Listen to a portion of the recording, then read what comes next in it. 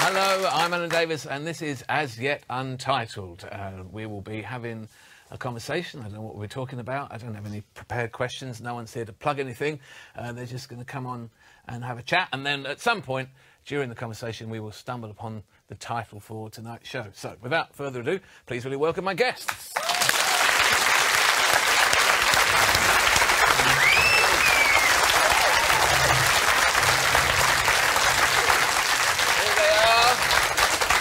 They're a hand-picked crew. Now, I have Elis James, who has been heckled by hip-hop legend Grandmaster Flash. Yeah. Hearing about that. Roisin Conaty, who has a stressful relationship with creamed spinach and belted out an Elton John medley in a meditation retreat. That's a true story. Rob Delaney is here, which is fantastic. Rob Delaney once went to Slovakia by mistake and has been serenaded by Lionel Richie. Nice to have you here. And Ardal O'Hanlon, who took part in a bank robbery. It says here. I didn't do a bank robbery. I was in a bank when a robbery took place. Were you really? Yes, I was. An actual? Yes. With clown masks and... No, one fella had a motorbike helmet and the other guy had a balaclava. And the fella with the balaclava had a sawn-off shotgun. And is this in Dublin? This is in Dublin. It's a long time ago. It was probably the first time I was ever in a bank. I was lodging a very rare cheque in those days. But it was actually a cheque for my first ever acting job, which was a crime reconstruction. Which that is a fact. That's a fact. So we're in the bank, and it's kind of buzzing. It's a Friday afternoon. People are lodging their checks. People are looking forward to the weekend. It's really like there's a really good atmosphere in the bank, and it's crowded. And so money. Yeah, and so these two guys burst in, and you can see like the guy in the motorbike helmet. He's really nervous, and he has a wrench or something in his hand. He's a really crap bank robber, and the other guy is like doing all the shouting, and he's really pumped up. The other guy, and he shouts at everyone to lie down on the floor, and like he calls us all scumbags, you know. Like, I felt like pointing out the irony of that, but it's like, so he's going, lie down, you scumbags, like this, and so everyone kind of lies down, and like, you know, you really are terrified in that situation, and you don't know how you're going to react until it happens, and so you kind of, like, I did let a little bit of wee out, but I was quite proud of myself. It was just a little bit, and so I'm lying down, and there's two guys lying down beside me, and like, they're, you know, strangers, and strangers to each other, and I heard one guy saying to the other guy, he said, did anyone ever tell you you've got lovely eyes? He said to the other guy. And I'm going, like, incredible. They were laughing, and then I started kind of laughing in that kind of nervous, uncontrollable way on the floor. And we're all kind of laughing and thinking, like, but this is really going to, like, this is a terrible thing to do. Yeah. To undermine robbers. They don't like being undermined in that way. And I admired him, like, for doing it in the moment. Like, I mean, you don't want that to do with a person like that. You don't want that person in your life. You don't want to be married to that person. You're wriggling away for a little bit. Oh, right. Absolutely. But it was amazing, yeah. Because you know, you're so familiar with it from movies and stuff, but you don't. And did they get away with loads of money? Yeah, they did. Yeah, it was a big robbery. It was on the news, and it was like people talked about it for a few days. Have you been in a robbery, Rob? I haven't, but my mom was in a robbery, and I was about 10 years old, and it was a sawed-off shotgun situation. It was like at a women's handbag store in rural Massachusetts. I don't know why they chose to rob this place. But anyway, the police came with, you know, pictures of criminals that they wanted to show my mom, and I'm 10 years old, and I'm thinking, you know what? They say they're the cops, but probably they're the robbers who've come to finish the job and kill my mom. So at 10 years old, I just stood sentinel throughout the whole time while they showed, and I had weapons all over my body, like that a 10-year-old would find, like a pair of scissors, like a little hammer from my own little boy's toolkit. And I was like, if those guys who say they're cops try anything, I will cut their hair.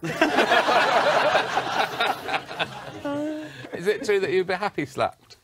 Yes. I was in Tesco.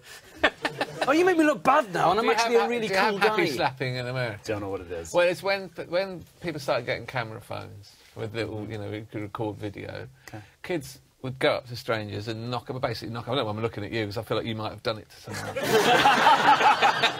I am not a happy slapper. And they would assault people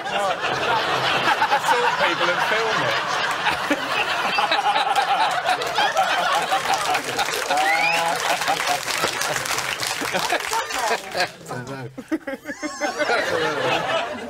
It took a while for the penny to drop for me on that one.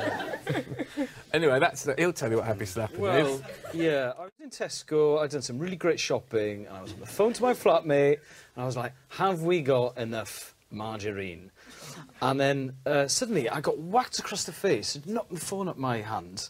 So I couldn't understand what had happened. I thought someone had started on me. So I sort of looked up, and then there were 4 14-year-old girls running away going, and I almost never lose my temper. I'm a very placid person, but I lost my rag.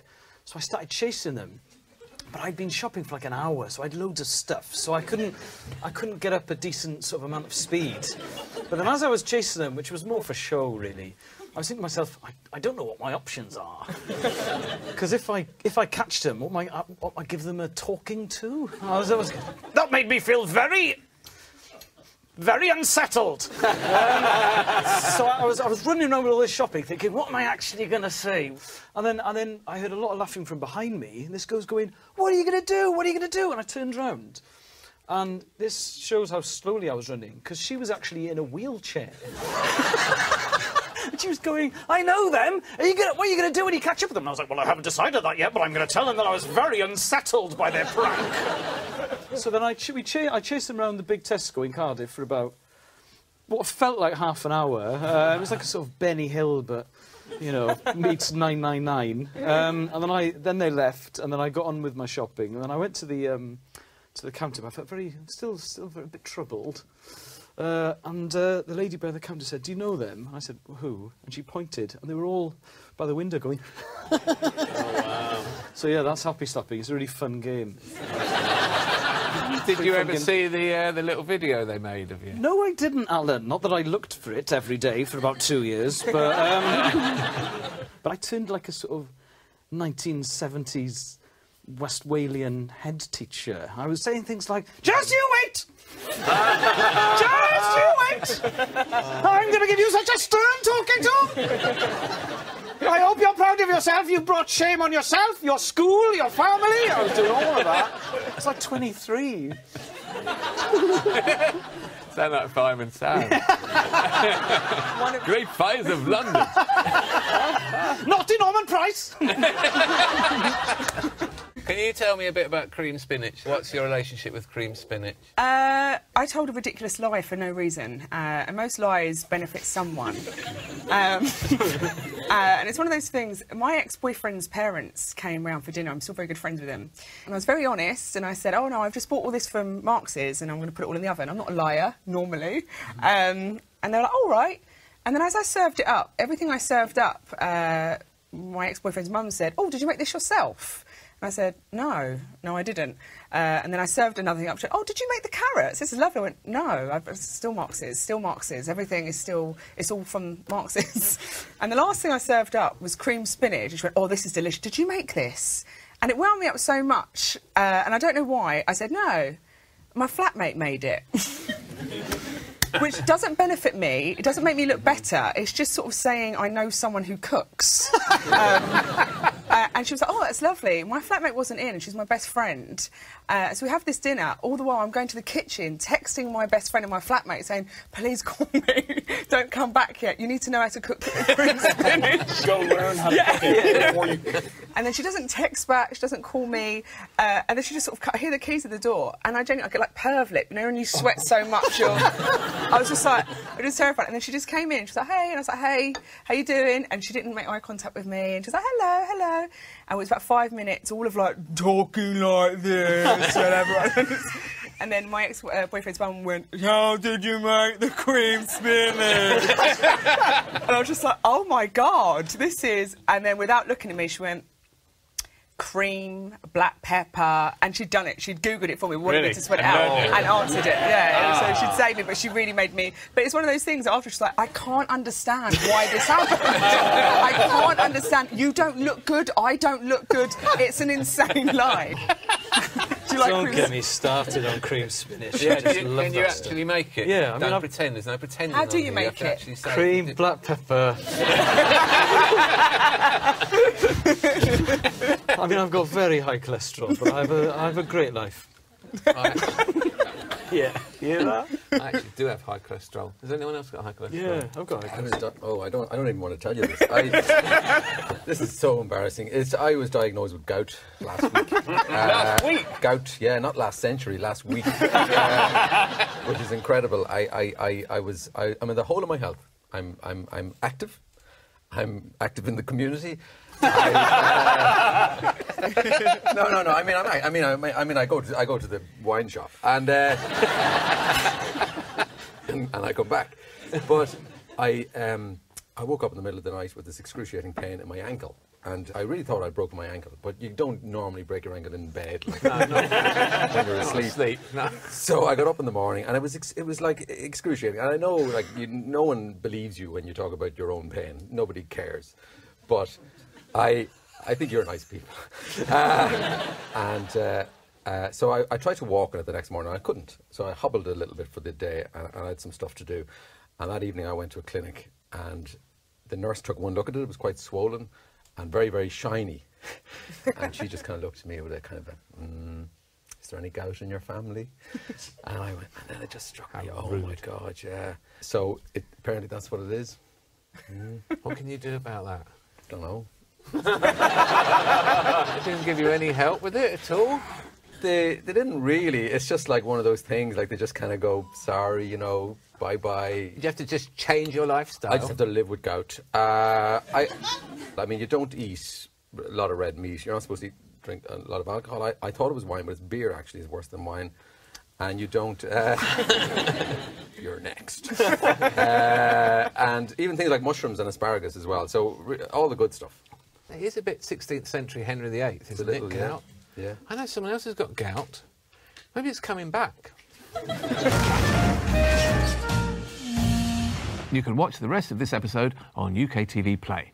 And now for some extra stories that didn't make the show. This is a bit awkward to say because I only met Rob this evening. Did you wet the bed for a number of years? Wow. Yeah, I did. Yeah. I did. Yeah, yeah. I love the homework that you did. To approach you about I did, yeah. I'm 37, but I did wet the bed until I was 25. And here's the basic deal. I did wet the bed, not all the time, but, some kids just do until later. So till about 11 or so, I would still wet the bed occasionally. And my parents would take me to doctors and stuff, and, we'd try different things, including pills that they gave me at one time that just sucked all the moisture out of my body to the point that, I would, blink, and it would be audible. And, like a buzzer. They put a buzzer in my... It was... Anyway, so I would have... Yeah. So I would have stopped... I would have stopped wetting the bed at around 11 or 12, but that's when I found booze, clearly to treat the trauma from all the things that was happening with bedwetting.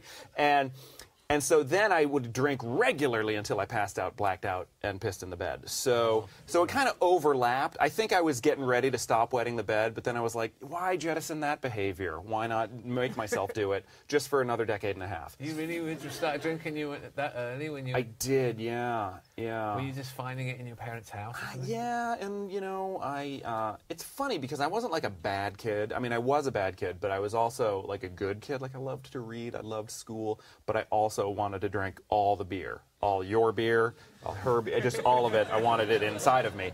And but then, once I got sober 25, I'm proud to say I haven't wet the bed since. Well done. So. Yeah. Have you got siblings? Yes, I have one sister who's 5 years younger than me. Is she a drinker? Not problematically. No booze left in the house. Yeah, no, not to the point. I mean, she drinks like a normal person, so did both my parents. I think 3 out of my 4 grandparents were like, ooh, and that means alcoholic in mumble talk. And I have aunts and uncles, so there's plenty of alcoholism in the Delaney family, and I signed on for a tour. I would have drink for ages. I used to drink a lot. But I had a couple of bedwetting incidents when I was about 40, but I wasn't really that drunk. Yeah. Oh, yeah. I mean, I who remember knows? one time when I was working as a student in Germany during the summer. One summer I was working in a beer garden and I was staying in this kind of accommodation in the restaurant in the beer garden. I remember being very, very drunk one night and going to what I thought was the toilet, but it was actually the wall of the room. Yeah. But I'd forgotten to open my zip. So that kind of... Did you have dreams about having a wee and then you find that you are having a wee? I don't remember, because usually... That's what happened to me. Okay. I was on a boat and Elvis Presley was there. And then I went to the toilet. I actually went into the toilet on the boat and started to wee, and then I weed the bed. Okay. And then my wife woke up. Oh, wow. And I said, I'm on a boat with Elvis. Listen, it's really more complicated than it looks. I was about 18, 19. I was going on a hot date. And I was very nervous, so I thought the best way to do this, I'll just get really drunk. And we were going to a nightclub that had an offer. It was 30p a shot, because I really know how to show a girl a good time, right? And I thought, if I drink loads of this, she'll be really impressed. And we were getting a taxi back to, like, halls of residence. And I started to feel a bit queasy. And I thought, oh, that's cool. I'm cool. I thought, I'm so in control, I'll wind down the window and I'll be sick out of the window whilst holding a conversation with the taxi driver. I'm cool. So I was like, what time are you on till? He was like 2 in the morning. I was like, cool, yeah, pretty standard. I was like, you sound like you're from Cardiff. Do you support Cardiff? He was like, yeah, I've got a season ticket. I was like, cool, nice one. Yeah, in where? The Grange? He was like, yeah, in the Grange, and I've been here for 25 years. I take my boy. And I was like, yeah, nice one, cool, yeah, cool. So, do you live in Lucky? He's like, yeah, I live in. I was like, yeah. And at the time, I was thinking to myself, I am nailing this. This is going so well. And then suddenly, the car stopped, and there was a lot of screaming. And I couldn't work out what had happened until I realised I hadn't wound down the window. Oh, shut up. Yeah. You were throwing up on the inside of the car. But it was bouncing back, so it was on the ceiling, it was in the footwell, it was all over me, it was on the window, obviously, because that's where I'd been aiming. There was no problem with my aim, it's just the fact that the window was closed, completely closed. So he pulled up, he was like, you bloody idiot, what am I expected to do now? I was like, I don't know what you're talking about, mate. And I looked at me, and I was covered in sick. And I was like, yeah, I'm cool, I'm fine. And he was like, get out of my cab. I was like, I've done nothing wrong. And I realised that it was my hair. And the girl I'd been on a date with, she paid him off. She was in the cab as well? She was in the cab as well. Yeah. Watching you just vomit against the window? No, we were having such Why didn't she say, open the window, Ellie? No, because I think we were having such an interesting chat. She was enjoying. She was in the front seat. I was in the back seat. She's in the front. She was in the front seat. I wasn't spewing on her. I'm not an animal. No. So I don't think she noticed. And then she turned around and she was like, "Oh, Al!" I was like, "I did it because I was nervous." Yeah. Did you go on a second date?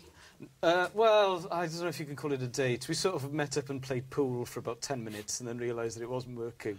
How bad were you at pool? I was sick all over the table. Had to be reclothed. Just use one pocket.